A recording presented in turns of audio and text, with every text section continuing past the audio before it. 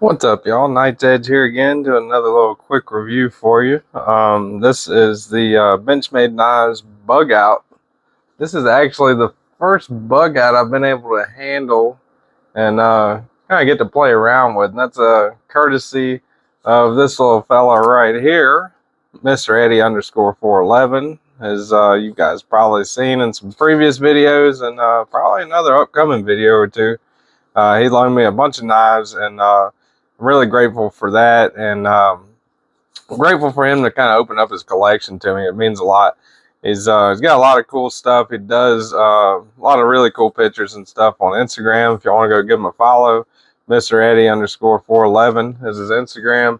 And the Night's Edge is me, channel you're watching. Hit the like video if you like the video. Subscribe to the channel if you want more regular content. I'm on Instagram, TikTok, and email. All that stuff's linked down below. Primary means of communication with me would be like an Instagram DM or an email. So, got that out of the way. This is Benchmade Knives Bug Out. First bug out I'm ever handling. So, pretty excited about it. This is S30V on the blade, Grivery on the handle. Pretty cool little knife, you know. Actually, well, I'm not going to get into that right now, but go ahead and get the sizes out of the way. Comparisons. Benchmade, in case you've been living under a rock the last 30 years or whatever, is one of the premier production American knife companies, kind of, I guess you would say. They're kind of on the same level to a lot of people. Production wise is like Zero Tolerance, Spyderco, knives like that. Now that is a matter of opinion, of course. There are people that prefer Benchmade over Spyderco, Spyderco over Benchmade, ZT over Spyderco, Benchmade over ZT, you know, whatever. But I'm just talking about the kind of like the level of production knives with quality thrown in, you know, as far as a reputation and name. You know, Benchmade is their name kind of speaks for itself, and they've got a lot of good things and a lot of bad things about them. Their pricing is one thing. We'll get into it here in a minute, but before I get into all that, go ahead and do the overall measurements, specs, all that. This is the regular bug out, not the mini. So if you go from the tip of the blade right there all the way to the end, all the way to the butt of the handle, you're looking right at 7.5 inches. Blade length, looking right at 3 3/8 on the blade length. Cutting edge 3 1/8. Got a little choil right there, which is a good thing. So that's what you're looking at there. Get the calipers out here. Do thickness. All right, thickest part of the spine, looking at 88 thousandths. Not particularly thick at all. Rather thin, actually, I would say, compared to a lot of knives that I've measured. And about 20 thousandths right there. So not incredibly thin at the end, but pretty, you know, pretty decently thin. Definitely not a knife you would call thick. And since I forgot to do it, as is tradition, I will take them right back out and measure the handle thickness, which is under 0.4 of an inch, which is not bad at all. You know, fairly thin handle, but also not a large knife. But I've got medium size hands, large size hands, I guess. I wear a large glove, so I guess you could call that average hands. So if you've got like XL or not XL, but double XL, you know, I do have a little bit of room down here when I'm gripping it, right? But if I have like double XL hands, you might not really find this as comfortable. Might want to look into like a larger knife, right? But as far as my hands go, and you know, people that would have smaller hands, this is a fairly ergonomically comfortable knife, I would say. So we'll get out size comparisons. This is a Spyderco Paramilitary 2. That's the one with the Flytanium loaded scales there. This is the Spyderco Para 3. So I'd say most comfortable size-wise anyway to the Para 3. Definitely smaller than the paramilitary too. Get out the cold steel knives 8010 and the Demco 8020.5 comparison there. Definitely closer to the 8020.5. Nowhere near the width, broadness, chunkiness of the 8010 by any means. Still not a super small knife. That's the Baby Banter, so not like a mini knife. Here is the Benchmade. I love that thwack on that one. The Benchmade Griptilian. So Griptilian's a larger knife. You go all the way to the butt right there. Griptilian's a larger knife by, I don't know, I'd say about 3/4 of an inch or so. You know, larger cutting edge. You know, so if you've got larger hands, I would go with the Griptilian, definitely. And here is a knife that many have said is this came out years after this came out, right? But many people have said that the Hog Deca is a bug out killer. And Hogue launched it kind of directly to compete with Benchmade. And I think that's a good thing. You know, competition's great. Definitely great for innovation, for the industry, for everyone. This is a USA made knife. This is a USA made knife.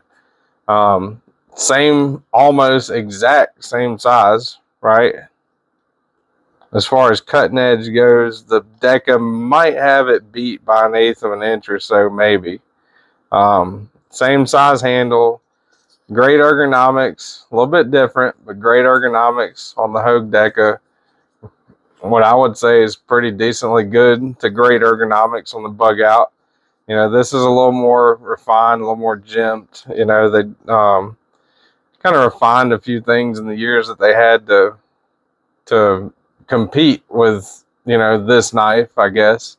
Not saying they launched this as a direct, you know, competition to Benchmade Bugout, but you know, I mean, if you look at it, it's pretty damn close to Benchmade Bugout. Same locking mechanism, you know. I'm sure there's differences, but this is axis lock. Benchmade's patented, the patent ran out.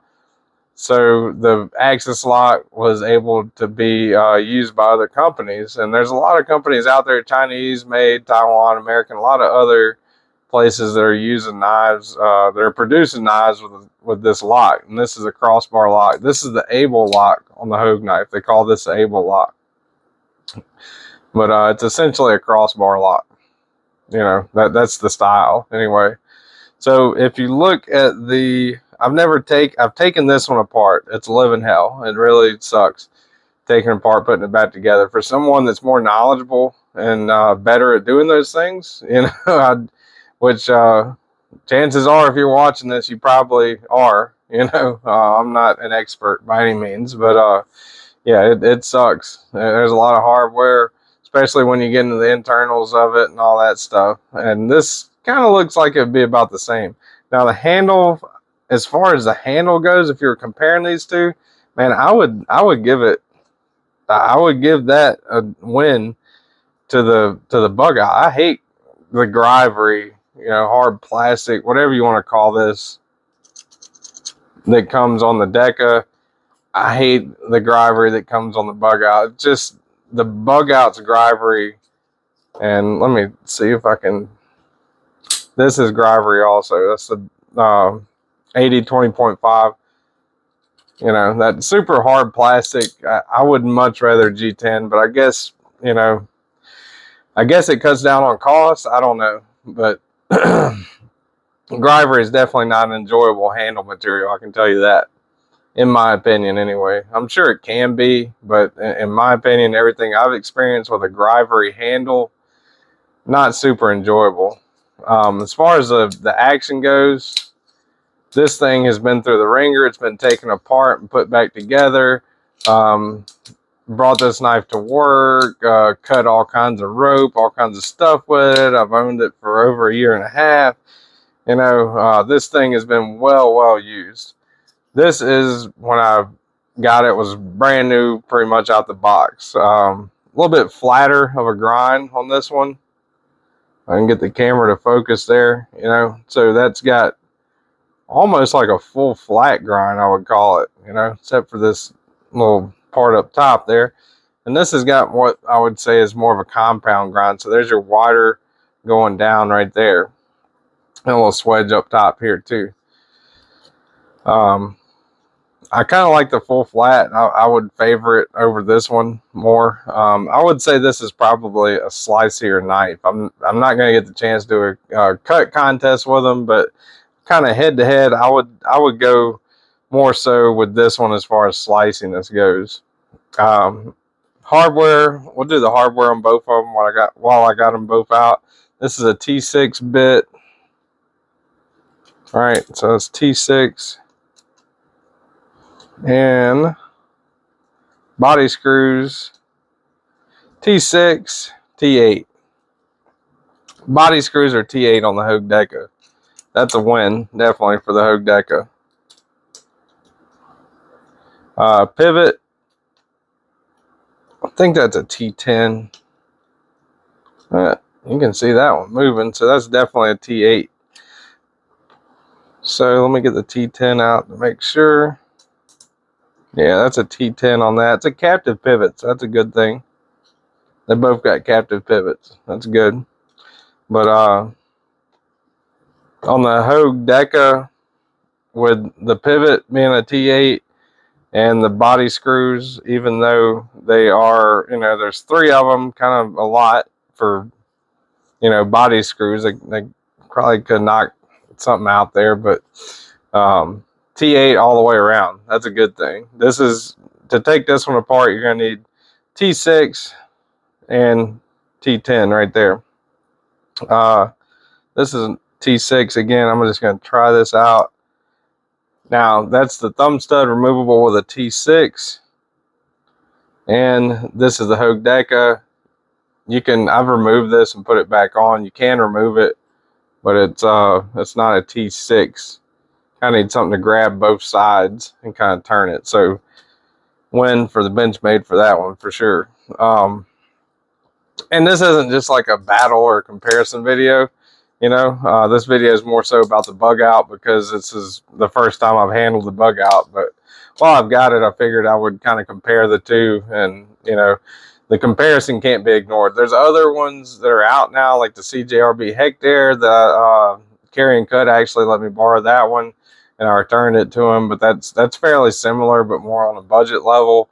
And there's also the new one that came out that I'm getting to handle pretty soon is the Kershaw Bel Air.